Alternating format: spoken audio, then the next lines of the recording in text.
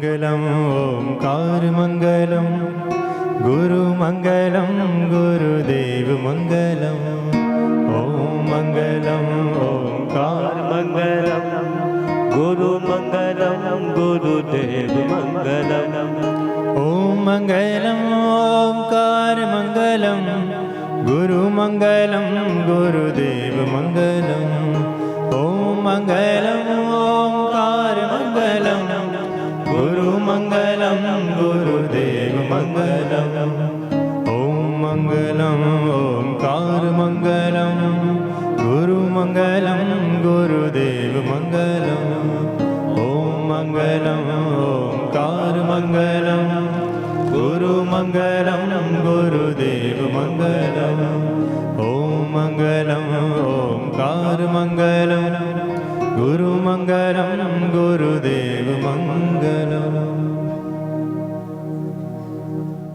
સૌને જય શ્રી કૃષ્ણ।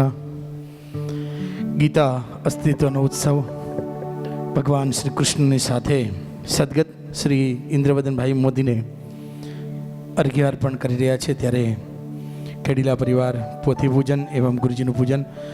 ઓમ ઇદમ વિષ્ણુર્વિચક્રમેત્રે ધાનિ દધે પદમ સમૂઢમસ્ય પાગ્ગુસુરે સ્વાહા ગુરુર્બ્રહ્મા ગુરુર્વિષ્ણુ ગુરુર્દેવો મહેશ્વરઃ ગુરુઃ સાક્ષાત પરબ્રહ્મ તસ્મૈ શ્રી ગુરવે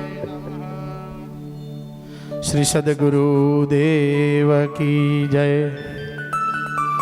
આજે ગીતા જ્ઞાન યજ્ઞ ચતુર્થ પુષ્પના ચોથા દિવસે દરેકને વિનંતી,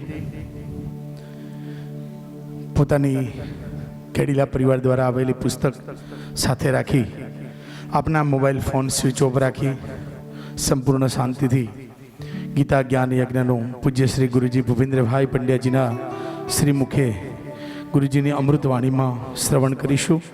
સૌને જય શ્રી કૃષ્ણ।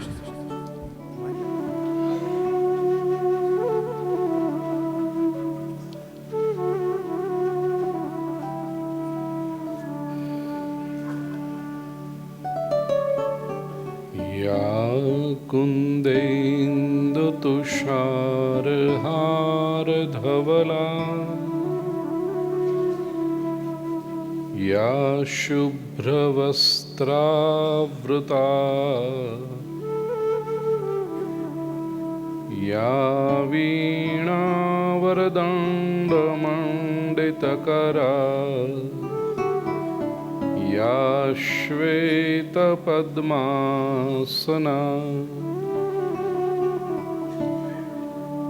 या ब्रह्माच्युतशङ्करप्रभृतिभिर्देवैः सदा वन्दिता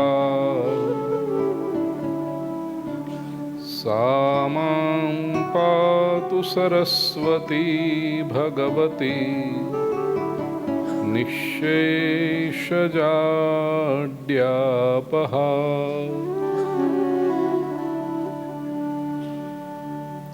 शुक्लां ब्रह्मविचारसारपरमामाद्यां जगद्व्यापिनी वीणापुस्तकधारिणीमभयदां जाड्यान्धकारापहा। हस्ते स्फाटिकमालिकां विदधतीं पद्मासने संस्थितां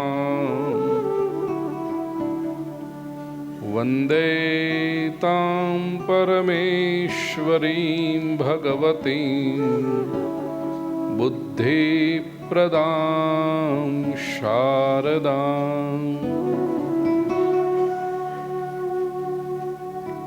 वसुदेवसुतं देवं कंसचाणूरमर्दनं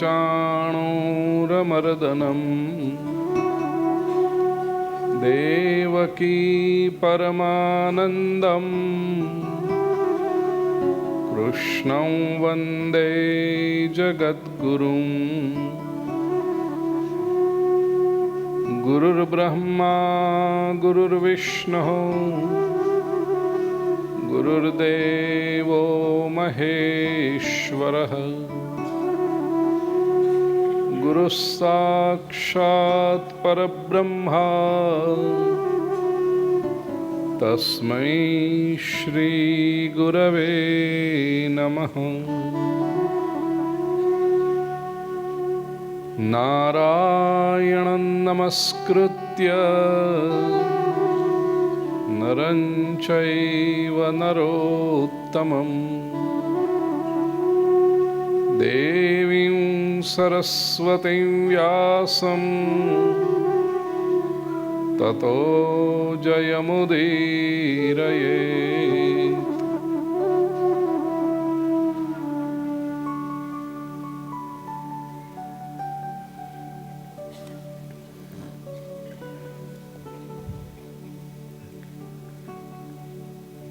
ज्ञानपूर्वक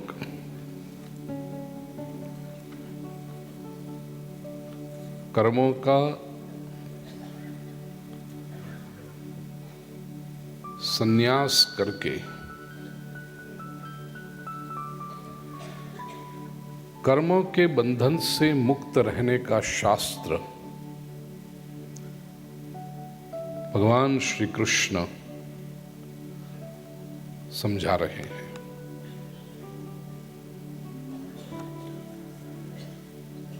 कल 13वें श्लोक पर चिंतन चल रहा था हमारा। प्रभु ने कहा चातुर्वर्ण्यम मया सृष्टम गुण कर्म विभागशः तस्य कर्तारम अपिमाम विद्य कर्तारम अव्ययम। ये जो 4 वर्ण हैं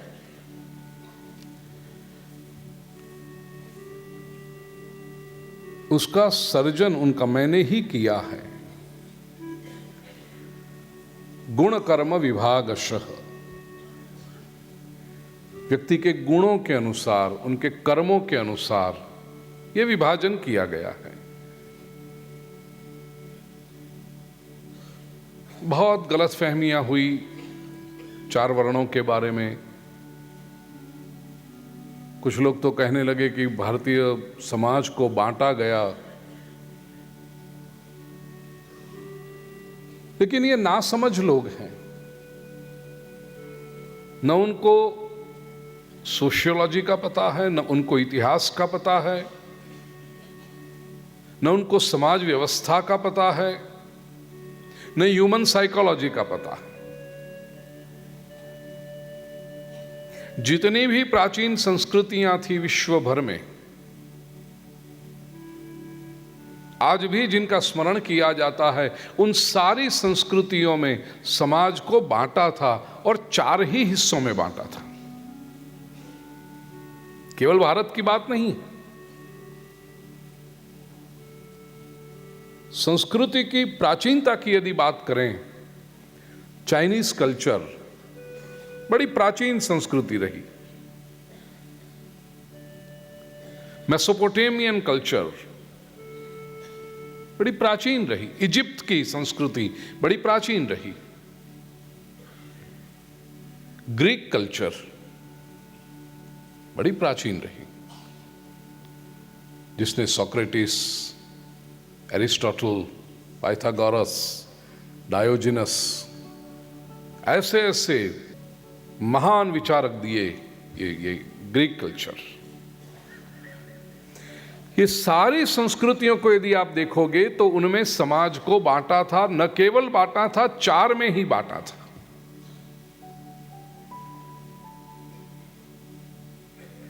और उनके नाम भी जो थे वर्ण के, वो भी प्राचीन ग्रीस में एरिस्टोक्रेट्स, वॉरियर्स, ट्रेडर्स, स्लेव्स। दूसरी भाषाओं में भी शब्द अलग रहे होंगे, लेकिन उसका अर्थ यही चलता था क्या हुआ ये? एरिस्टोक्रेट्स, ब्राह्मण्स, वॉरियर्स, क्षत्रिय, ट्रेडर्स, वैश्य, स्लेव्स। अब वो स्लेव्स अंग्रेजी भाषा का मत समझना, केवल मजदूर, क्योंकि मैंने कल समझाया है शूद्र कौन है। समाज का आधार है, परम पुरुष परमात्मा का चरण है वो, और पहले वंदन उसको होते हैं। तो भारतीय संस्कृति में यह विभाजन हायरार्कियल नहीं था, ऊंच नीच का भेदभाव नहीं था। सीढ़ी पे खड़े हुए 4 लोग नहीं थे, वो डाइनिंग टेबल पर बैठे हुए 4 लोग थे।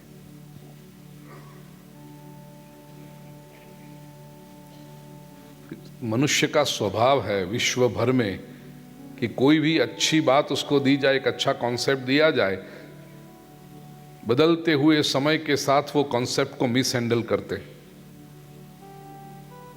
कॉन्सेप्ट को बिगाड़ देते हैं। हर बार ऐसा होता है। वर्ण व्यवस्था का भी हुआ। वर्ण व्यवस्था अपने आप में बुरी नहीं है, उसके शुद्ध फॉर्म में यदि किया जाए तो वो बुरी नहीं है। भगवान स्वयं जिसकी जिम्मेदारी लेते हो कि ये व्यवस्था मैंने बनाई है, चातुर्वर्ण्यम मया सृष्टम। और कैसे बनाई? केवल किसी परिवार में जन्म हो गया उससे वो व्यक्ति नहीं बन जाता। भगवान स्पष्ट करते हैं गुण कर्म विभागशः,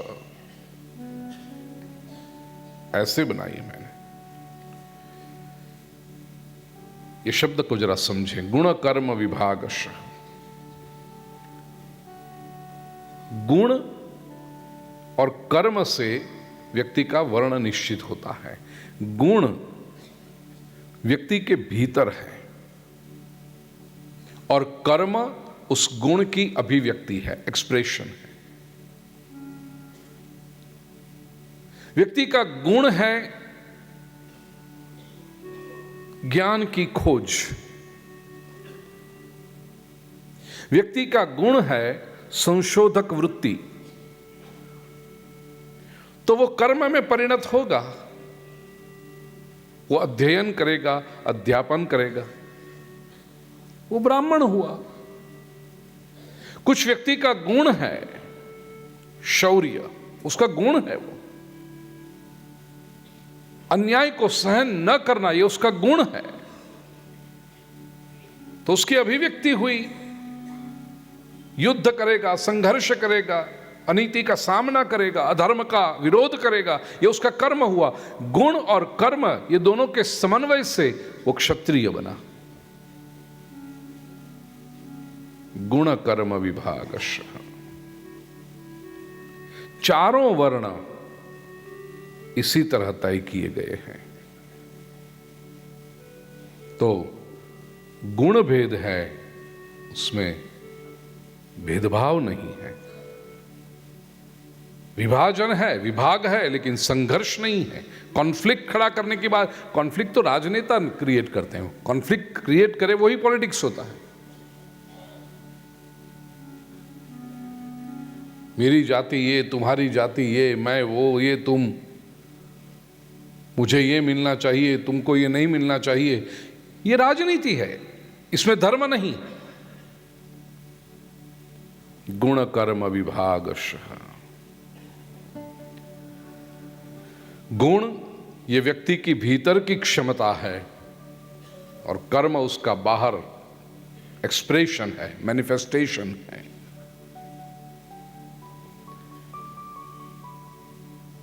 दूसरे शब्दों में यदि कहें तो गुण बीज की तरह होते हैं। दिखता है बहुत छोटा, लेकिन पूरा अस्तित्व उसमें छुपा हुआ है। और कर्म मानो वृक्ष है, वो प्रकट हो गया।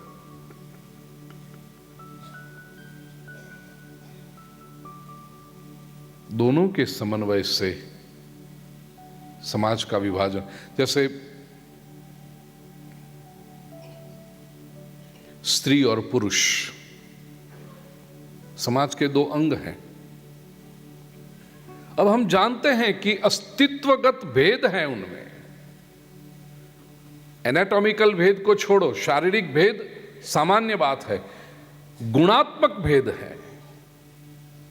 स्त्री की सोचने की एक पद्धति होती है, पुरुष की सोचने का दूसरा ढंग होता है। स्त्री अधिक इमोशनल होती है, होनी चाहिए। यह वास्तविकता है। अब उसके अनुसार यदि कर्मों का विभाजन किया जाए गुण कर्म से, कि भाई समाज में पुरुष वर्ग ये करेगा, स्त्री ये करेगी, तो उसमें कोई एक को ऊपर दिखाया दूसरे को छोटा दिखाने का प्रश्न ही निर्माण नहीं होता है। केवल उनके जो गुण हैं, उनके जो कर्म हैं, तदनुसार ये भेद किया गया। अब कोई झंडा लेके निकले, नहीं समानता क्यों करते हो, ये कर, इसमें व्यवस्था को तोड़ना और उसके साथ में दोनों को अन्याय करने की बात आती है।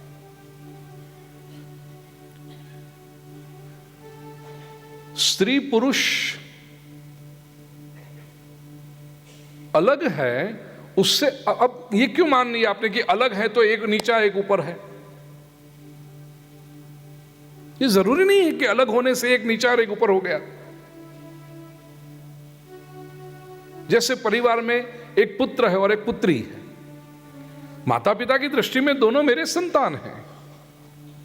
पुत्र से भी इतना ही प्यार है, पुत्री से इतना ही दुलार है। अब जहां वो भेद आने लगा तो वो भेद दृष्टि को हटाना चाहिए। इनको समान करने की कोशिश करने जाओगे, दोनों को अन्याय हो रहा है। आज समाज विक्षिप्त बन रहा है। समानता कैसे लाओगे? पुरुष पैसे कमाता है, स्त्री को पैसे कमाने भेजो। स्त्री कुछ काम अच्छी तरह से करती है, अब स्त्री अपने संवेदना मिला, केवल आटा पानी मसाला मिला करके भोजन नहीं बनता, स्त्री उसमें अपना प्रेम मिलाती है। और पुरुष को कहो कंपलसरी जाओ बनाओ, क्या करेगा वो? अर्थात कुछ लोग बना सकते हैं तो अच्छी बात है, लेकिन आप कहो सबको बनाना पड़ेगा, नहीं हो सकता वो। ये विक्षिप्तता आ रही है समाज में, दोनों पक्षों का शोषण हो रहा है। ऐसे जैसे पुरुष और स्त्री एक सहज विभाग है, ऐसे ब्राह्मण क्षत्रिय वैश्य शूद्र एक सहज विभाग है गुण और कर्म के अनुसार। उसमें किसी क्षत्रिय वृत्ति के मनुष्य को आप मंदिर में घंटी पकड़ के बिठा दोगे, चल बैठ यहां पर अभी तू।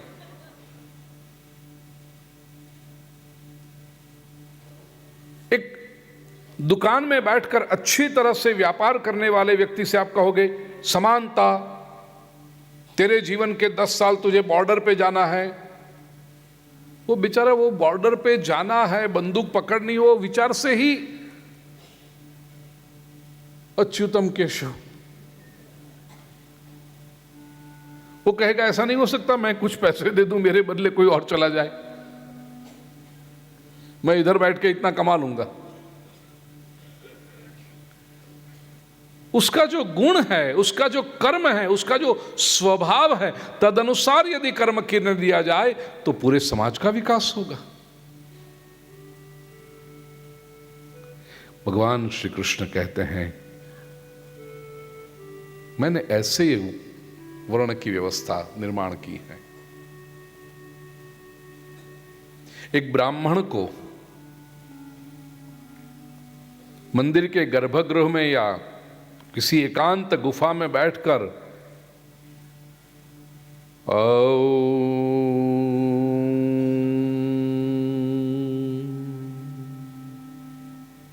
का ध्यान करने से जो आनंद आता है, वो ही आनंद किसी मजदूर को गड्ढा खोदने में आना चाहिए, किसी मूर्तिकार को मूर्ति का आकार बनाने में आना चाहिए, और वो मिल सकता है। Your bottom line should be, समाज में प्रत्येक व्यक्ति को अपने पसंद की प्रवृत्ति करने का अधिकार हो और उनको आनंद प्राप्त किया जाए। गुण कर्म और भगवान कहते हैं ये सब करने के बाद भी तस्य कर्तारमपि, उसका कर्ता मैं हूं फिर भी विद्धि कर्तारम अव्ययम, विद्धि अकर्तारम अव्ययम, मुझे अव्यय अविनाशी और अकर्ता समझ। क्यों? भगवान कहते हैं उसमें मेरा अहंकार नहीं है। जैसे मैंने जो दृष्टांत दिया, बीज ये कर्म है,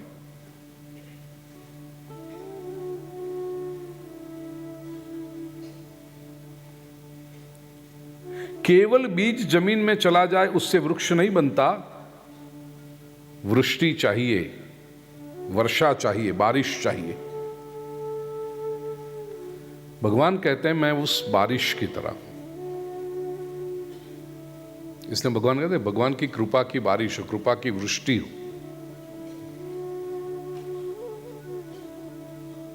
वो मानो प्रोसेस को फास्ट करती। बीज को उगने के लिए वर्षा चाहिए, कैटलिस्ट। वर्षा यदि नहीं होगी, केवल जमीन में जाकर के बीज खत्म हो जाएगा, नष्ट हो जाएगा। वर्षा होगी तो बीज उगेगा, लेकिन कौन सा बीज उगेगा? जो बीज था वही वृक्ष उगेगा। समझ लीजिए एक नीम का बीज है और एक आम की गुठली है, दोनों जमीन में गए, बारिश हुई, वृक्ष उगे। जो नीम का बीज था उसमें से नीम का पेड़ ही उगेगा और उसके ऊपर जो फल लगेंगे वो कड़ुए ही होंगे। और आम की गुठली जो थी उसमें से आम का वृक्ष उगेगा, जो फल लगेंगे वो मीठे होंगे। वर्षा एक ही। अब आप कहोगे कमाल है इसमें, भगवान ने क्या कुछ विषमता कर दी, इसको कड़ुए फल लगाए, इसको मीठे फल लगाए। एक ही बारिश दो अलग अलग बीजों पर गिरती है, प्रकट क्या हुआ? जो बीज के अंदर था वो प्रकट हुआ। भगवान कहते हैं मेरी कृपा की वृष्टि पूरे जीव सृष्टि के ऊपर होती है। और मानव की यदि बात करें तो पूरे मानवों पर, जाति पर पड़ती है। उनके अंदर जो गुण हैं, उनके जो कर्म हैं, वही प्रकट होते हैं और तदनुसार मैंने वर्ण बनाए। मैं उसमें कोई, और इसलिए अविनाशी अकर्ता हूं, करता हूं, मैंने बनाया, फिर भी तस्य कर्तारम अपि, कर्ता होने के बावजूद मुझे तू अविनाशी अकर्ता समझ। तो देखो बारिश यहां पर कर्ता है भी। बारिश यदि ना होती तो पेड़ बनता ही नहीं, बीज उगता ही नहीं। लेकिन जो फल लगे उसमें बारिश कहेगी कि फल मैंने लगाए। तस्य कर्ता अपि माम अव्ययम अकर्तारम विद्धि। तो करता हूं भी, इनिशिएशन में करता हूं, शुरुआत की स्टेज में मैं करता हूं, लेकिन जो फल आते हैं उसमें मैं करता नहीं हूं। जीव निर्माण हुआ तब मैं करता हूं, लेकिन वो उसके जीवन में जो कर्म करके फल लेकर आता है, भगवान कहता है उसमें मैं करता नहीं। वो उसका जो इनबिल्ट प्रोग्राम था, आजकल राजनीति में ये शब्द बड़ा प्रचलित बन गया है, उसका जो डीएनए था वो प्रकट हुआ।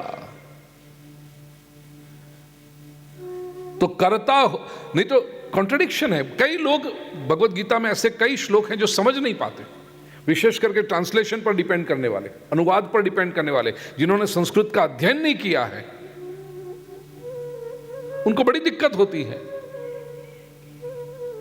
32 अक्षर का अनुष्टुप छंद का श्लोक होता है, उसमें 16 अक्षर, 8 अक्षर के 4 चरण, 16 अक्षर में डायरेक्ट कॉन्ट्राडिक्शन। तस्य कर्तारम अपिमाम विद्य कर्तारम अव्ययम, उसका कर्ता मैं हूं, लेकिन तू मुझे अविनाशी अकर्ता मान। भगवान, आप जब कहते हो कि आप कर्ता हो तो मैं आपको अकर्ता कैसे मानूं?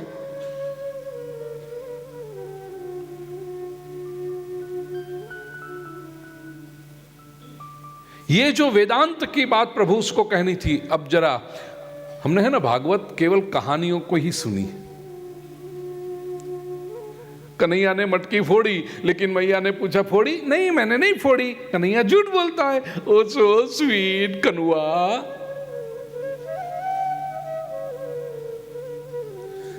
तस्य कर्तारमपि माम, ये मटकी मैंने फोड़ी,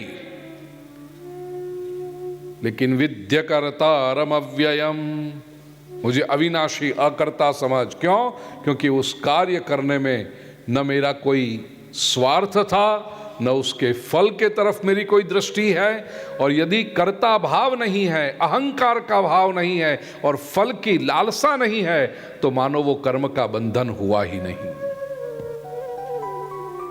इसलिए अकर्ता। समग्र सृष्टि के निर्माण से लेकर समाज व्यवस्था के निर्माण से लेकर के प्रभु जब पूर्णावतार धारण करके पधारते हैं, तो मक्खन लीला जैसी छोटी छोटी लीलाओं में भी उनका ये वे ऑफ लाइफ प्रकट होता है। मैं अकर्ता हूं, कभी अहंकार नहीं है।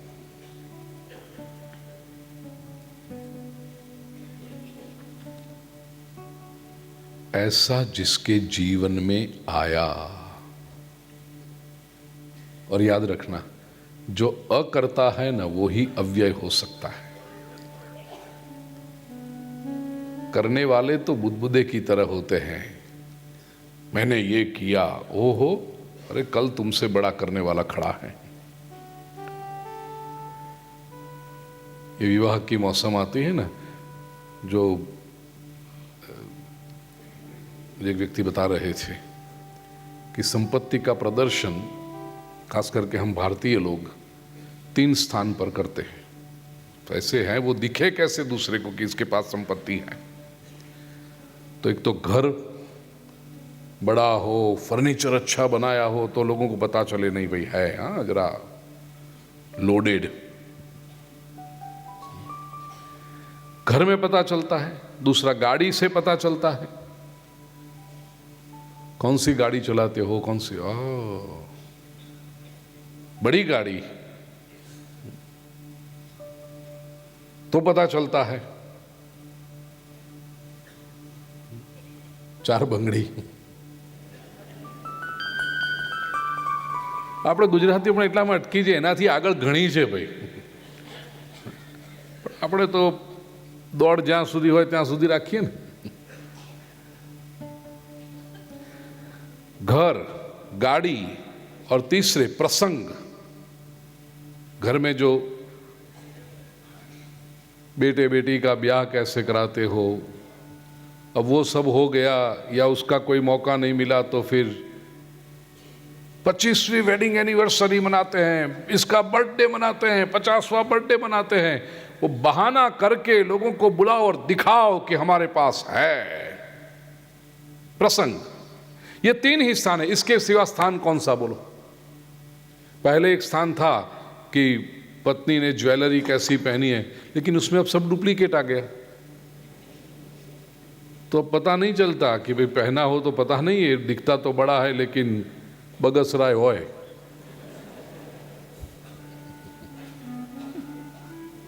तो अब कोई ज्यादा भरोसा नहीं करता उसके ऊपर।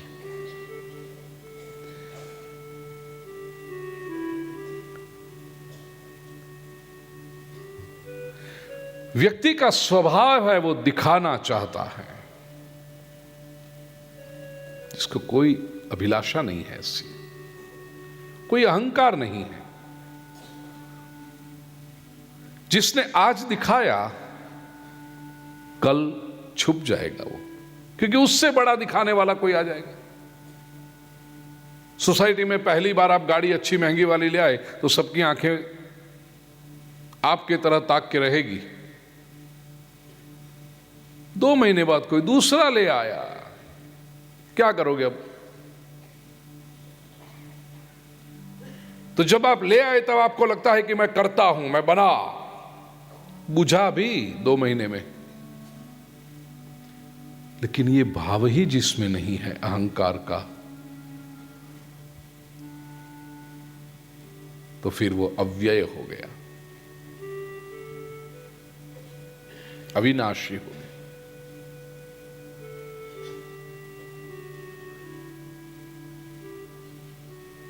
बहुत सिंपल उदाहरण दूं, आप नई नई फैशन के कपड़े पहनते हो, आजकल ये फैशन है, अच्छा वो चली गई, अब नई फैशन आई, ये कलर्स चलते हैं, ये डिज़ाइन चलती है, तो एक कांस्टेंट आपको टेंशन है। आप बनते भी हो, फैशन आती भी और जाती भी। मैं केवल वाइट एंड वाइट पहनता हूं, तो मुझे कोई चिंता है? दुनिया में जो फैशन आनी है आए, जानी हो जाए। कभी लोग फिटिंग वाले पहनते हैं, कभी खुले पहनते हैं। मेरा बरसों से एक माप दर्जी के पास पड़ा हुआ है, बरसों से। न कोई 2 इंच उसमें कम करना है, न 2 इंच बढ़ाना है, न कुछ नहीं। कितनी शांति, आप सोच सकते हो जरा। तो अब जो स्टाइल के पीछे पड़ा था, जो फैशन के पीछे पड़ा था, जो परिवर्तन के पीछे पड़ा था, उसके लिए आना जाना, बनना बिगड़ना सब हुआ। उस एक क्षेत्र में अविनाशीपन आ गया। सुबह देखो, दोपहर देखो, शाम देखो, रात देखो, किसी भी प्रसंग में देखो, स्टैंडर्ड। ये तो कितना टेंशन होता है लोगों को, ये पहने वो पहने, ओवर ड्रेस नहीं हो जाएगा, अंडर ड्रेस नहीं हो जाएगा, ये नहीं हो जाए, વધારે પડતું ના થઈ જાય ને। हमारे सब जगह समान, किसी भी प्रसंग में जाना। ये दृष्टांत के लिए मैं दे रहा हूं, ऐसे जीवन की प्रत्येक क्रियाएं जिनकी हो गई, विद्यकर्तारम अव्ययम, अविनाशी अकर्ता हूं मैं। 14वें श्लोक में प्रभु इसी विचार को आगे बढ़ाते हुए कहते हैं, 14वां श्लोक, बहना आओ। न मां कर्माणि लिम्पन्ति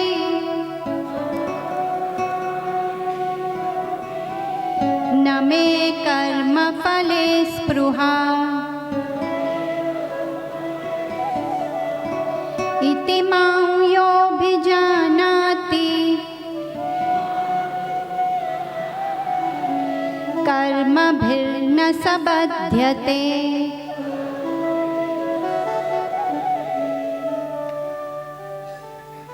एक सिद्धांत को समझ लीजिएगा। मनुष्य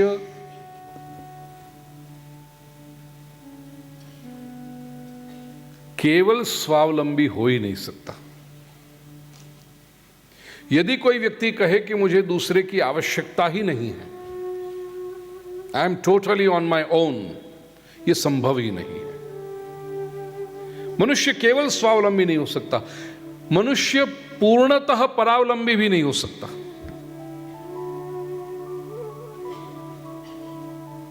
दूसरे के ऊपर ही आधारित पूर्णतः वो भी नहीं हो सकता।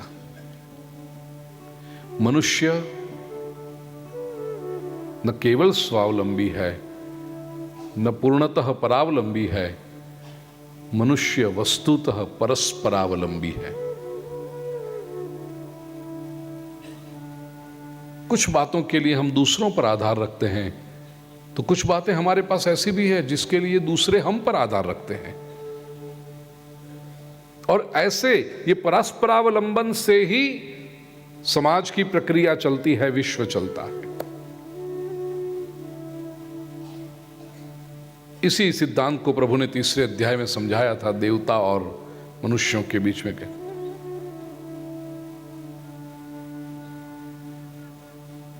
यज्ञ तुम करोगे, उससे तुम देवताओं की पुष्टि करोगे, देवता तुम्हारे पर कृपा करेंगे।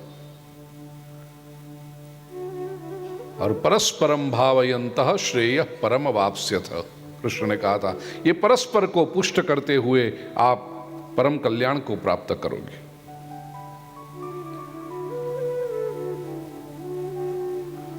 इसमें एक माधुर्य है परस्परावलंबन। इस श्लोक में जो भगवान कहते हैं, नमाम कर्माणि लिम्पन्ति न मे कर्म फले स्पृहा, मुझे कर्म लेपायमान नहीं होते हैं,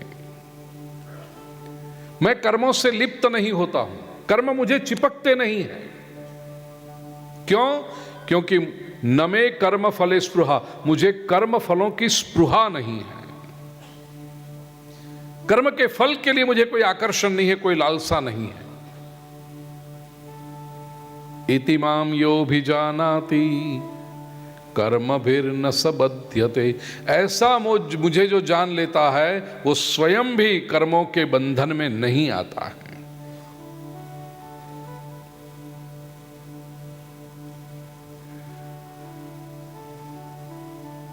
हम कर्मों से लिप्त होते हैं, कर्मों के बंधन हमें लगते हैं। क्यों? क्योंकि कर्म के फल की अपेक्षा है। 13वें श्लोक में भगवान ने अपने आप को अव्यय बताया। हम अव्यय नहीं, हम व्यय हैं। क्योंकि हमारा खाता बढ़ता है और कम होता है। व्यय का सीधा अर्थ होता है खर्चा होना। तो हमारे जीवन जैसे भी चलते हैं ना, वो हमेशा खर्चे से ही चलते हैं। क्या खर्चते हैं हम? हमारे जीवन में जब सुख आता है तब हमारे पुण्य का खर्चा हो रहा है, और जीवन में जब दुख आ रहा है तब हमारे पाप का खर्च हो रहा है। कुछ तो खर्च हो रहा है, कुछ कम हो रहा है, क्योंकि दोनों का बैलेंस बहुत पड़ा हुआ है, जन्म जन्मांतर से इकट्ठा किया हुआ। पुण्य जब खर्चे जा रहे हैं तो जीवन में सब अच्छा चलता है। हम कहते हैं हाँ सुख है, आजकल तो सब ठीक चल रहा है। जब आप कहते हो सब ठीक चल रहा है, याद रखना पुण्य कम हो रहे हैं उस समय। और जिस समय जिसे आप कहते हो कि दुख चल रहा है, विपरीतता चल रही है, तब पाप का बैलेंस कम हो रही है। तो सब स्वीकार करते हैं। तो हो क्या रहा है? हमारे जीवन में व्यय हो रहा है, और जो नए कर्म करते हैं उससे वो पाप और पुण्य का बैलेंस बढ़ता भी है।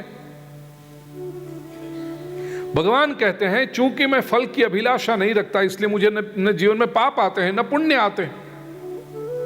तो मेरी जो लीलाएं चलती है, कर्म नहीं होते भगवान की, क्रियाएं नहीं होती, भगवान की लीलाएं होती हैं। मेरी जो लीलाएं होती हैं उसमें न तो पुण्य का खर्च होता है न पाप का खर्च होता है, कोई व्यय होता ही नहीं, इसलिए मैं अव्यय हूं। और चूंकि मैं अपेक्षा नहीं रखता, नमाम कर्माणि लिम्पन्ति, मुझे कर्म लिप्त नहीं होते। न मे कर्म फले स्पृहा, स्पृहा कर्म के फल की होगी तभी लिप्त होते हैं। ये बहुत बड़ा सूत्र प्रभु ने बता दिया। अच्छा, ये प्रश्न जो बार बार लोग कहते हैं कि कर्म के फल की इच्छा ही छोड़ दें तो फिर कर्म करें कैसे? भगवान यहां बताएंगे आगे कि शास्त्र में जो अपने हमारे लिए नियत कर्म है वो ही कर्म करें, फल की इच्छा से न करें। इति माम योभिजानाति, ऐसा जो मुझे समझता है। अभिजानाति संस्कृत में बड़ा सुंदर शब्द है, अभिज्ञा। इसके ऊपर से ये अभिजानाति, उसमें धातु है ज्ञ, टू नो। अभिज्ञ, अच्छी तरह से जो जान लेता है कि कर्मक फल की इच्छा हो वही होता है।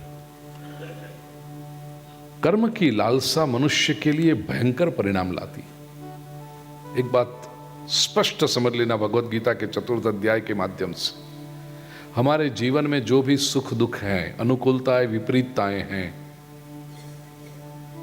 धूप छाव है, उसका कारण हम कर्म करते हैं वो नहीं है, हमारी फल की स्पृहा है, फल की अभिलाषा है। फल की अभिलाषा छोड़ो और फिर देखो। और हमारी बीमारी यह है कि हम छोटा सा भी कर्म करते हैं तो फल की अपेक्षा, कोई भी हमें कहे ये करना है, तुरंत हम पूछते हैं मिलेगा क्या, उससे फायदा क्या होगा। फल की अभिलाषा रहती। आप रास्ते से चल रहे हो, सिग्नल पे आपने देखा कि कोई अंध व्यक्ति रास्ता क्रॉस करना चाहता है, लेकिन गाड़ियां आती रहती हैं। वो बेचारा 2 कदम चलता है, 3 कदम पीछे आता है, वापस 2 कदम आगे जाता है, वापस 2 कदम पीछे आता है। अंध व्यक्ति है, हाथ में वो उसकी छड़ी है। आप अच्छे आदमी हो, आपने देखा कि इसको परेशानी हो रही है, आप उसको कहते हो चलो भाई मैं तुम्हें रास्ता क्रॉस करा दूं। उसका हाथ पकड़कर आप ले गए, रास्ता क्रॉस करा दिया, सामने की तरफ रख दिया उसको। अच्छा काम था जी। आप कहोगे इसमें तो कोई अभिलाषा नहीं थी, इससे ना आपको कोई, आपने उसके पास शर्त की कोई कि मैं तुझे रास्ता क्रॉस कराऊं, क्या देगा मुझे तू, कोई अभिलाषा नहीं थी। केवल आपकी अच्छाई जो आप कहते हो उसी से आपने रास्ता क्रॉस कराया। ठीक, सामने की बाजू जाकर के वो व्यक्ति सीधा चला गया। आपके दिल में कसक उठेगी, कैसा आदमी था, थैंक यू भी नहीं कहा। देखिए, जब रास्ता क्रॉस कराने की शुरुआत की तब आपके मन में यह नहीं था कि इसके पास से, चलो पैसे की तो अभिलाषा नहीं होती, वाहवाही की कोई अभिलाषा नहीं होती कि कोई आपकी फोटो निकाल लेगा, अपलोड कर देगा, वाह देखो महान परोपकारी अहमदाबाद रत्न, कैसे हाथ पकड़ के रास्ता क्रॉस, ऐसी कोई अभिलाषा नहीं थी। एक अच्छा काम ही करना था, बेचारा कोई मुसीबत में है, तकलीफ में है, लेकर सामने चले जाओ। लेकिन यदि उसने थैंक यू नहीं कहा तो कुछ कमी प्रामाणिकता से कबूल करना मन में हुई कि नहीं। अच्छा, यदि वो थैंक यू कह देता, अरे भाई साहब कोई जरूरत नहीं थी, it was my duty, my pleasure, ऐसा कह के आप उड़ा भी देते उसको। उसके थैंक यू कहने से आप बहुत कोई खुश हो जाने वाले थे, ऐसा भी नहीं था, वाह वाह मुझे उसने थैंक यू कहा, वो भी नहीं था। लेकिन नहीं कहा तो वो कसक चुभती है। The absence is felt, that means कहीं पर सबकॉन्शियसली उतनी तो अभिलाषा थी कि वो मेरा धन्यवाद अदा करे। ये हमारा स्वभाव है। छोटा सा भी कर्म करेंगे तो उसमें कुछ न कुछ अभिलाषा होती है, कुछ मिले कुछ मिले कुछ मिले, पुण्य ही सही, ये अभिलाषा न हो। न मे कर्म फले स्पृहा। प्रिय स्वजनों, याद रखना, सूत्र एक जीवन में उतार लेना, फल की अभिलाषा क्रीड़ा को भी तनावपूर्ण कर्म बना देती है, और फल की अभिलाषा न हो तो कठिन से कठिन कर्म भी क्रीड़ा के समान लगता है। खेल में भी यदि परिणाम की अपेक्षा आ गई, इसलिए देखो खेलने वाले तो कहीं और होते हैं स्टेडियम में, ब्लू टी शर्ट और ग्रीन टी शर्ट, कहीं खेलते हो, लेकिन उसके परिणाम की अपेक्षा जो है कि हम ही जीतने चाहिए, तो कितना टेंशन। लाखों की हेरफेर में से सुना है मैंने, लाखों भी नहीं, करोड़ों की शायद। कितना टेंशन, एक एक बॉल पे क्या हुआ क्या हुआ। और दूसरी तरफ टीवी तोड़े जाए।